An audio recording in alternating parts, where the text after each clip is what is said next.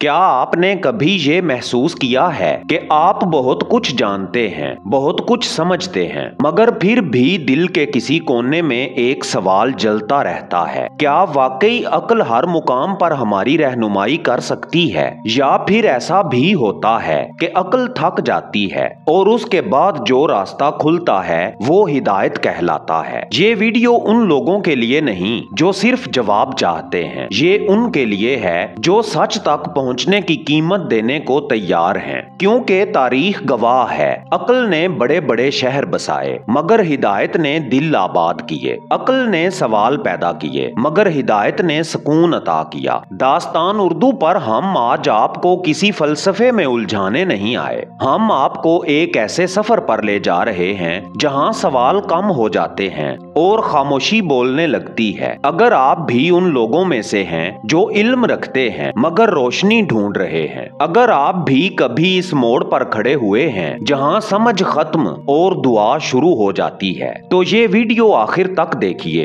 इसे महज सुनिए नहीं, महसूस कीजिए। दास्तान उर्दू को सब्सक्राइब कीजिए, क्योंकि यहाँ बातें नहीं होती, राज खुलते हैं। और अब बिला ताखीर चलते हैं उस मुकाम की तरफ जहां अक्ल सर झुकाती है और हिदायत अपना हाथ बढ़ाती है। आऊज़ु बिल्लाहि मिनश शैतानिर रजीम, बिस्मिल्लाहिर रहमानिर रहीम। अक्ल अल्लाह की बहुत बड़ी नेमत है। इसी अक्ल ने इंसान को सोचना सिखाया, फर्क करना सिखाया, सवाल उठाना सिखाया। मगर मसला अक्ल का होना नहीं, मसला अक्ल पर रुक जाना है। अक्ल रास्ता दिखा सकती है मगर मंजिल नहीं बन सकती। अक्ल चिराग है मगर सूरज नहीं। जब अक्ल को उसकी हद में रखा जाए तो वो इबादत बन जाती है, और जब अक्ल खुद को हाकिम समझने लगे तो वो हिजाब बन जाती है। तारीख में सबसे बड़ी ठोकर किसी जाहिल ने नहीं खाई, बल्कि उन्होंने खाई जो खुद को बहुत समझदार समझते थे। इब्लीस ने इनकार जहालत से नहीं किया था, उसने दलील दी थी, मैं आग से बना हूँ, वो मिट्टी से। ये दलील अक्ल की थी, मगर यहीं अक्ल अपनी हद पार कर गई। आदम से लग़ज़िश हुई मगर वहाँ अक्ल खामोश थी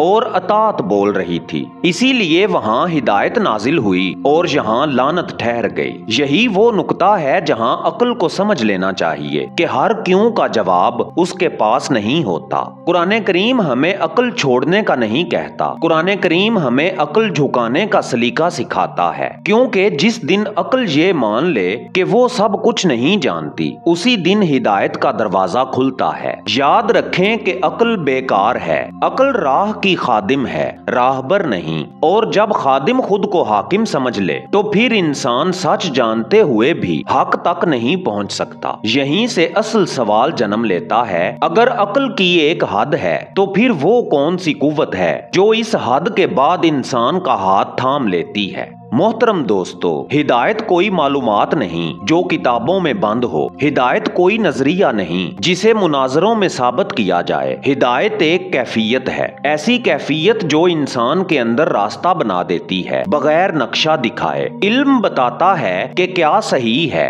मगर हिदायत सही को चुनने की हिम्मत देती है। बहुत से लोग हक को पहचान लेते हैं मगर उस पर चल नहीं पाते, क्योंकि पहचान अक्ल का काम है और चलना हिदायत का। हिदायत वहां आती है जहां इंसान कहता है मैं नहीं जानता, तू जानता है। यही वो लम्हा है जब मैं पीछे हटती है और वो आगे आता है। कुरान करीम ने हिदायत को अहले तकवा के साथ जोड़ा है, अहले जहानत के साथ नहीं। क्योंकि तकवा झुकने का नाम है और झुकना हिदायत की पहली शर्त है। हिदायत इंसान को बड़ा आलिम नहीं बनाती, बल्कि सच्चा बंदा बना देती है। इसीलिए तारीख में हमें ऐसे लोग मिलते हैं जो कम बोलते थे मगर जब चलते थे तो जमाना उनके पीछे चल पड़ता था। हिदायत शोर नहीं मचाती, वो अंदर उतरती है। वो ऐलान नहीं करती, वो असर छोड़ती है। और जिस दिल में हिदायत उतर जाए वहां फिर दलीलें कम और यकीन ज्यादा हो जाता है। हिदायत का ताल्लुक ज़हन की तेजी से नहीं, दिल की सफाई से है। और यही वो नुक्ता है जहां अक्ल और हिदायत आमने सामने आ खड़ी होती हैं। क्योंकि अक्ल सवाल करती है ہے کیا فائدہ ہے، اور ہدایت کہتی ہے یہ حق ہے۔ اب سوال یہ نہیں رہا کہ ہدایت کیا ہے، بلکہ سوال یہ ہے کہ جب عقل اور ہدایت آمنے سامنے آ جائیں تو انسان کس کا انتخاب کرتا ہے۔ عقل اور ہدایت کی جنگ کبھی میدان میں نہیں لڑی گئی، یہ ہمیشہ دل کے اندر لڑی گئی ہے۔ ایک طرف عقل کھڑی ہوتی ہے دلائل کے ہتھیار لیے، نفع اور نقصان کے حساب کے ساتھ، اور دوسری طرف ہدایت ہوتی ہے خاموش مگر پر یقین۔ عقل کہتی ہے سوچ لو، وقت سازگار نہیں، اکثریت ادھر ہے، جان مال عزت سب داؤ پر ہے، اور ہدایت کہتی ہے حق حق ہے، چاہے تم اکیلے ہی کیوں نہ رہ جاؤ۔ یہی جنگ سقیفہ میں بھی لڑی گئی۔ عقلیں کہہ رہی تھیں نظام بچانا ہے، سیاست سمجھنی ہے،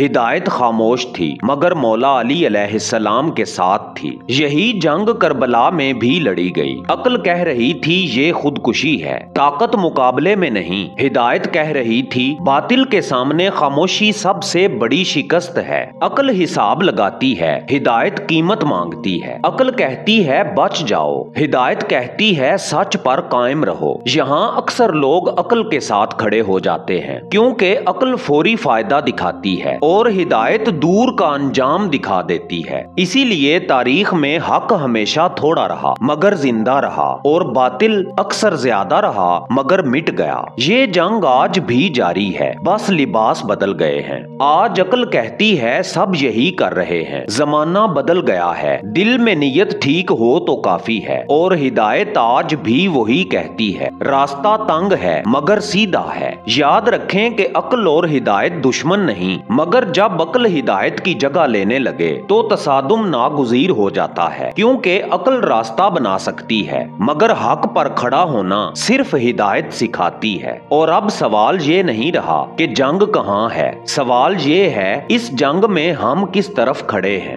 انسان جب اپنے دل کی گہرائی میں جھانکتا ہے تو اکثر حیران رہ جاتا ہے کہ وہ چیزیں جو عقل سے دریافت نہیں ہو سکتی وہ دل کی آنکھ سے صاف نظر آ جاتی ہیں۔ یہی وہ لمحے ہیں جب سمجھ آتی ہے، جب عقل رک جاتی ہے اور ہدایت شروع ہوتی ہے۔ محترم دوستو، دل کے یہ دروازے اچانک نہیں کھلتے، صبر، توجہ اور قلبی خلوص کی ضرورت ہوتی ہے۔ ہر شخص جو روشنی کی تلاش میں ہے اسے پہلے اپنے اندر کے اندھیروں سے روبرو ہونا پڑتا ہے، وہ اندھیرا جو دنیاوی عقل کے پردے سے چھپا ہوا ہے۔ جب دل کی آنکھ کھلتی ہے تو روشن ہو جاتا ہے، انسان اپنی محدود عقل کی زنجیروں سے آزاد ہو کر علم قلبی کی طرف بڑھتا ہے۔ اس علم میں کوئی کتاب کا صفحہ، کوئی مدرسہ یا مناظرے کی محفل مدد نہیں کر سکتی۔ یہ علم وہ ہے جو دل سے دل تک منتقل ہوتا ہے، وہ علم جو انسان کو خدا کی قربت کا احساس دلاتا ہے۔ انسان کے لیے سب سے بڑا امتحان یہ ہے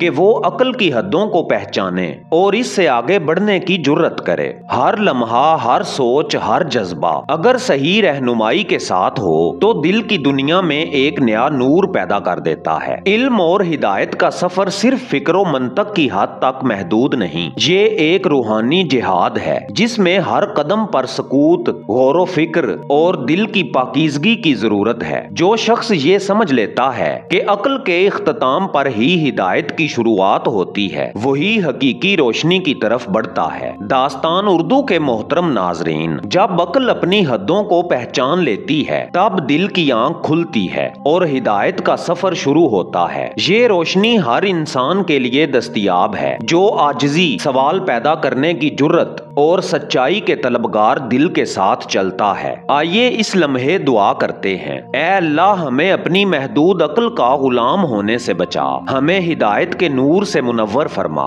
ہمارے دلوں کو پاکیزہ اور ہماری نیتوں کو خالص رکھ، اور ہمیں وہ علم عطا فرما جو صرف تیری قربت کا ذریعہ ہو۔ آمین یا رب العالمین۔ دوستو، اگر آپ بھی دل سے اس دعا میں شامل ہیں تو کمنٹ میں آمین لکھ کر اس دعا کا حصہ بن جائیں۔ اگر آپ چاہتے ہیں کہ آپ کا دل اور ذہن مزید روشن ہو تو ویڈیو کو لائک کر کے داستان اردو کو سبسکرائب کریں اور بیل آئیکن ضرور دبائیں، کیونکہ ہم ہر روز آپ کے لیے ایسی ہی ویڈیوز لے کر آتے ہیں۔ اجازت دیجیے، ہم دوبارہ ملیں گے اگلی رازوں بھری ویڈیو کے ساتھ۔ تب تک کے لیے اللہ نگہبان۔